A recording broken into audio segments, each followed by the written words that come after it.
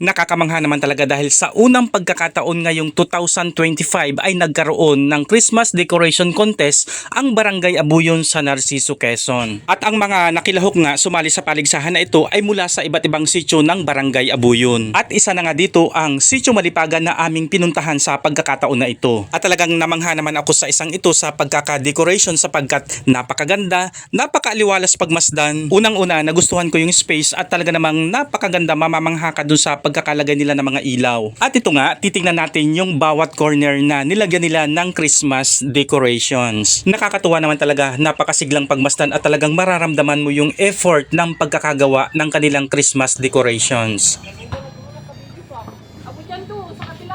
Napakaganda naman talaga. Gumawa sila ng Christmas tree dito sa ibabaw ng table at ang mga lights ay hinugis nilang star. At talaga namang mamamangha ka, makukuha yung attention mo sa corner na ito, sa wall na ito. Nagniningningan ang mga ilaw, napakasigla. At dito ngay makikita ang larawan ng isang bahagi ng kasaysayan ng pagsilang ng ating tagapagligtas. At sa harap nga nito, sa katapat nito ay makikita ang isa pang napakagandang dekorasyon. Isa pang napakagandang Christmas tree at napakaraming halaman na nilagyan ng ilaw. At talaga namang yung Christmas vibes, yung spirit of Christmas ay mararamdaman mo habang pinagmamasdan itong napakalaking puno na nilagyan nila ng napakaraming pailaw. Napakaganda talaga ng isang ito, para kang namamasyal sa isang park. At ang nakakatuwa pa dito, madali siyang makita, madali siyang mapansin dahil nasa tabing kalsada. Agaw attention talaga sa mga tao, sa mga dumadaang sasakyan. Akalain mo nga naman sa pagkakataon na ito, sa kasaysayan ng Abuyon ay nagkaroon ng mga ganitong paligsahan. Sobrang saya, nakaka-proud. Isa ako sa humanga sa pagkakataon na ito. At lumapit nga tayo para makita natin yung iba pang dekorasyon na ginamit nila. Napakaganda naman talaga. Ano pong pangalan ninyo? Leonie. Leonie Bitago. Bitago. Ilang days po ninyong ginawa? Ay, yan ay isang buwan. 30 days. Birthday ko eh. Kaya ako, pag uwi ko, ginawa ko na ito. Pero laging gaya ng pag nabagyo, tanggal ko uli. Yun, lagi ko siyang tinatanggal pag malakas ang hangin. Kasi itong aking mga Santa Claus, tutok na yung iba. At akala ko yung 5. Pero yung start po talaga ng ginawa ninyo ay October pa po yan. October pa. Yung aking birthday nung pag-uwi ko dito. Mula po nang nag-post ako. Oo, lalo yung pagpaganda ng halaman. Di ba yung mga Christmas tree kong halamang ipik? Siyempre, pinaganda ko yan. Hindi ka na makakakuha ng halaman na katulad yung mga halaman ganyan. Gagawin Christmas tree. Yan ang hirap. Okay po, maraming salamat. Salamat po. Matapos nga tayo kina Ma'am Leonie ay puntahan naman natin ang isa pang nakilahok dito sa Sitio Malipaga. Simple lang ang pagkakagawa pero mararamdaman mo talaga yung kanilang pakikiisa. At aakyat nga tayo, pupuntahan natin sila para malaman natin kung ano ang pangalan ng residente na ito. Ano pong pangalan? Chito Mendoza. Chito Mendoza. Ano po? Ilang days po ninyong ginawa ito? Sa pagdekorasyon ninyo? Ay? Mga isang araw? Ganyan po? Araw lang. Madali lang. Okay. Maraming salamat po. Meron din ako ro sa bahay ko kaya hindi ko lahat mailagay dito. Okay. Sige po, thank you po. At nandito naman tayo sa pangatlong residente na nakilahok sa paligsahan na ito. At pupuntahan nga natin ito. Mula dito ay natatanaw ko, medyo mataas yung pwesto nila. Sapagkat isa rin ako sa mga gumagawa ng ganito. Gusto ko yung mga ganitong elevated. Ano pong pangalan? Emily Ilagan. Emily Ilagan. Okay. Pwedeng pumanik sa taas? Nagniningning ang mga ilaw, kumukuti-kutitap, napakaganda ng pag-akyat papunta sa kanilang tahanan. Followers naman po ako. Ay, gayang baga. maraming salamat ate, isa ka pala sa nakasupport sa akin at ngayon nga ay pupunta tayo dun sa taas sa kanilang bahay para makita natin yung mga dekorasyon. Ay, Christmas song pa. Ito ang maganda sa pagbungad. Nagniningningan ang mga ilaw, napakasigla ng bahay na ito. Talagang effort din sila sa paglalagay ng mga dekorasyon. Ang ganda. Ilang days po ninyo itong ginawa? Ay, tayo lang po yun, sir.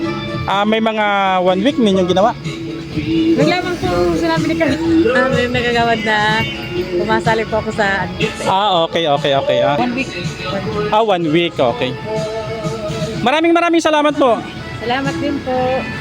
At ngayon naman ay nandito kami sa Sitio Sisang, Barangay Abuyon sa Narciso, Quezon para tingnan, pagmasdan, suriin ang mga nakilahok sa paligsahan ng Christmas decoration ngayong 2025. 3 residente ang nakilahok sa sitio na ito. Pagbungad ko pa lang dito, pagkakita ko pa lang dito, kuhang-kuha na talaga yung aking attention. Sobra akong namangha sa isang ito. Alam mo yung sobra akong na-attract dahil gustong gusto ko yung mga ganitong klase ng dekorasyon, yung mga materials na ginamit nila. Recycled, tinawag namin ito noon na native materials. Sobra akong humanga, namangha, natuwa ako sa pagkakagawa ng Belen. Ilang days po ninyo yung ginawa?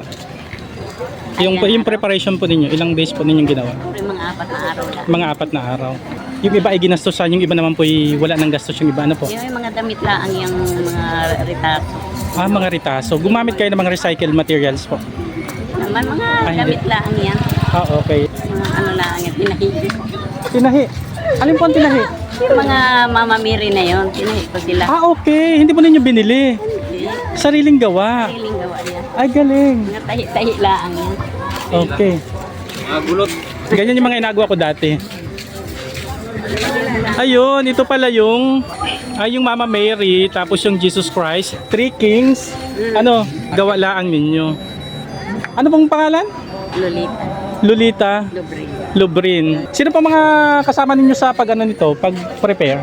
Ay, yung anak ko lang ang babae. Ano pong pangalan niya? Maristela. Maristela. Okay.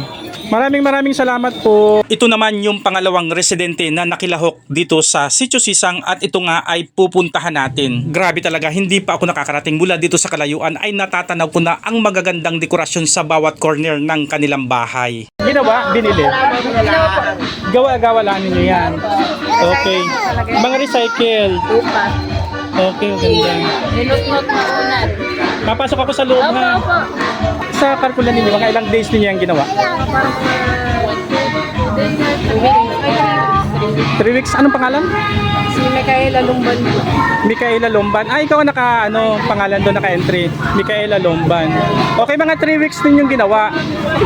At papasok na nga tayo sa kanilang tahanan. Grabe talaga ang Christmas vibes na hatid nito sa akin. Bilang isang gumagawa rin ng ganito, bilang isa ring gumagawa ng mga dekorasyong ganito, napansin ko agad ang kanilang mga materials na ginamit. Si Santa Claus ang sinasakyan niya at humihila sa kanya. Yari sa karton at iba pang recycled materials. Ang kanilang parol na napaka-creative ng pagkakagawa yari sa papel. Si Olaf na matatagpuan sa snow, na dapat ay snow pero crumpled paper ang ginamit nila. Ha? Nakuha ko nito. Sino gumawa? Nagawa ko pala ng miniature, mga diorama. Okay. Ngayon lang po. Anong laman ito? Okay. Pagsasalarawan. Pagsasalarawan ito. Isinulat niyo yung pagsasalarawan nito. Okay, ginawaan lang ganito. Eco Pasko Village. May ano ka nito, may kopya kang pwedeng ibigay. Okay, ako ko yung isa para mabasa ko ano. Grabe talaga, napaka-creative, napaka-artistic ng gumawa nito. Napakalawak ng idea niya. Napaka-unique na dekorasyon. Sapagkat isa rin ako sa mga gumagawa ng ganito at naging content ko pa nga ang mga ganito. Habang pinagmamasdan ko nga ito ay nararamdaman ko yung effort, yung tiyaga, yung kasiyahang mararamdaman mo na makita mo yung outcome ng iyong mga likha. Halos lahat ng dekorasyon nila sariling likha. Ano yung nagbigay inspirasyon sa iyo para gawin yan? Isa lang po ang idea sa TikTok. Okay, nagkaroon ka ng idea sa TikTok. Maraming salamat. Anong pangalan? Micaela Lumban. Micaela Lomban. Sa totoo lang talaga, yung mga ganyang Christmas decorations na miniature, makikita mo yan sa mall na ang mga materials na ginamit ay ceramics at iba pang mamahaling materials. Pero ang isang ito dahil napaka-creative nga, karton lang ang ginamit, sapat na. At ito naman ang ating pagmasdan, ang isa sa mga residente, pangatlong residente na nakilahok dito sa Sitio Sisang, Barangay Abuyon. Ay sus, ikaw pala yan. Sa baga, ay dito. Ay grabe talaga, napakaganda rin ng kanilang pailaw, nagniningning, kumukuti-kutitap ang kanilang buong kabahayan. Effort din talaga ang pagkakagawa, malikhain ang mga Christmas light, hinugis nilang star. May mga hugis ng kanilang kabahayan katulad ng pinto at bintana, nilagyan nila ng Christmas lights na lalong nagbibigay ganda at naghahatid ng Christmas vibes. Ganun din ang kanilang kubo sa likod ng kanilang bahay ay nilagyan nila ng magagandang Christmas lights. Siya ang ating kabarangay na si Ricardo Ate Bagos. Okay, kala mo lang hindi magkakilala eh. O, ilang days ninyo yung ginawa? Prepare yung Christmas decoration ninyo na yan? 2 bisis. 2 araw. Okay. Yun lang naman yung mahirap o yung Merry Christmas. Nasaan yung Merry Christmas? Yun dito, Merry Xmas. Pagka mabilis, hindi siya mabasa. Ibig sabihin mo, ano siya, yung mga lights ginawa ninyong word. Oo, ito lang yung matagal, bali hanggang tanghali kong ginawa, yung Merry Xmas. Happy New Year.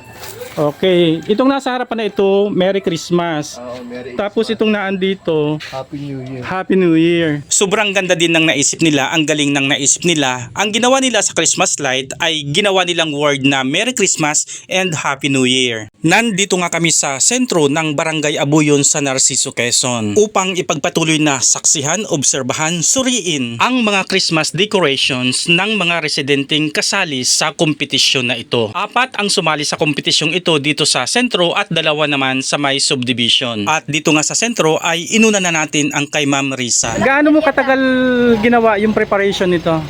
Ay, yan ay buat ako nagsabi kay Ma'am Agnes, nagpalubo na ako nito. 1 week. Ganyan. Siguro po. Okay. Tapos ay nung malapit na ito, saka ko lang sila nilabas. Yung mga ilaw ko na yan. Kaya kanina, alas 4:30 ako dumating, nilabas kong gali yan. Diyos ko, kala ako yung... Salamat, Ate Sang. Okay, salamat din po. Grabe, sobrang nakaka-amaze din ang mga design, ang mga Christmas decorations ni Ma'am Risa. Ito rin naman talaga si Ma'am Risa ay magaling sa arts at sa pagiging organized. Belen, Christmas tree, parol, Christmas light, napakaganda ng pagkakaayos. At talaga namang wow, as in wow, sobra akong nagandahan na amaze sa Christmas decorations na ito ni Mr. Tinoy Dinglasan. At papasok na tayo sa kanilang looban upang makita natin yung ganda at mga detalye ng kanyang ginawa. Galing naman! Oh, wow! Amazing! Ang galing nito! Ay, yung concept niya! Concept para Yes. umayon po dun sa lambat at saka yung... yung relevant nandun pa rin. May salaba yan, sir. Galing, oh. Yes, totoo. Doon ako na-amaze sa konsepto ng kanyang pagkakagawa. Naisip niya talaga na iayon, iangkop ito doon sa isa sa pangunahing hanap buhay ng Barangay Abuyon. Nakakatuwa talaga. Alam mo yung pagkakadesign ng isang kaharian sa isang karagatan. Ano yung naging inspirasyon mo? Bakit gumamit ka ng lambat? Ay, dahil yan ang pinagkakakitaan natin dito sa Abuyon, number 1. Yes. Malapit siya tayo sa dagat. Pangunahing hanap buhay ng Abuyon. Abuyon. Yes. Ang galing nito. Nakakatuwa, nakaka-amaze talaga dahil dito sa pinakasentro ng kanyang design, dito na ipakita niya yung pagiging creative niya. Malikhain, maparaan na talaga namang ipinakita niya yung pagiging masining. Sa corner talaga na ito ay ipinapakita niya yung kanyang konsepto, yung kanyang kakanyahan sa pagdidesign. At ito naman ang pangalawang napuntahan namin na residente. Dito sa sentro ng Abuyon ay talagang mapapansin mo agad siya dahil siya ay nasa tabing kalsada. Nakakamangha, ramdam mo agad dito yung Christmas vibes. Okay, kay Ma'am Noche, Ate Edna Noche. Christmas tree na napakaganda ang mabubungaran mo kung aakyat ka nga sa second floor ni na Ate Edna. Ay, galing. Galing ng pagkakaayos din naman. Sobrang ganda naman talaga. Feel na feel ko yung pag-akyat. Wow! Nakakatuwa naman talaga. Nakaka-amaze yung kanyang Santa Claus, yung kanyang mga colored bulb na sinasabayan ng makukulay na Christmas lights. Grabe naman talaga. Masasabi mo talagang Paskong Pasko sa lugar na ito. Napakaaliwalas naman talagang pagmasdan. Super positive aura ang dating sa akin ito. Grabe naman talaga yung ginawang effort dito ni Ate Edna sa labas at loob ng kanyang bahay. Makikita mo yung magagandang design na pang Christmas. Makulay. Ayan, ang makikita naman natin ngayon ay ang Belen. Titingnan nga natin ang Belen ni Ate Edna. Itong Belen. Ang munting Belen nga na ito ni Ate Edna ay sinasabing nakaharap sa may kalsada. Ate Edna, ano yung mga materials na ginamit mo? Mga stock mo ito? Hindi stock yan. Yung Belen ay pato. Tapos ito, sako. Oo, sako. Okay, may mga recycled materials kang ginamit. sako, katulad ng mga sako. Yung ibang ilaw ay yan ay nung taon pa. Okay. Yan na, yan ay mga dati Hindi ka na, naggumastos ng ano pa. Inilagay ko. Ang ginastos ko lang ay yung yung na dun sa, ito yung mga dati kong ilaw. Mga dati na siya. Oo, hindi pa ganyan ay nayan na taon-taon. Ito lang, nagpalit lang ako, pinalitan ko ng mga colored bulb yan. Ito. Okay. Ito ang mga color bulb. Oo, yan lang ang pinalitan ko. Yung mga santa na yan, ilang taon na yan, Diyos ko, maliliit pa sinda dyan yan. At ang pang-apat naman nating kalahok kasali sa kompetisyon na ito dito sa sentro ay ang kay Ate Nika Serdon. Yes, mapasok na ako. Oo, pasok. Maaliwalas na lugar itong kay Ate Nika. Magandang gabi.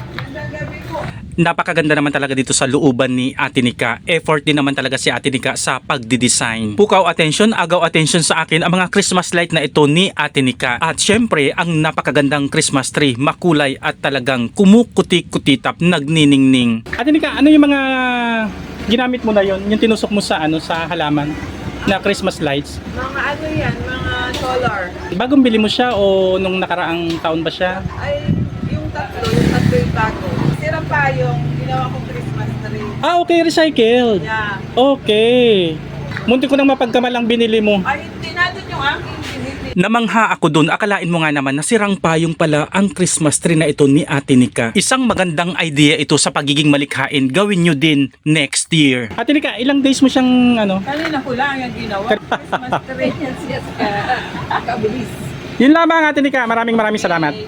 At ito naman ang ating pangalawang kalahok na nasasakop ng Sitio Subdivision. Napakaganda rin naman talaga ng mga Christmas decoration ng bahay na ito ni Ate Hermelin. Nag-effort din naman talaga sila malikhain, masining, nagniningning sa iba't ibang kulay ng Christmas lights. May kabuuan po tayong 12 entry na nakilahok sa kompetisyon na ito. Maraming salamat po sa panunood.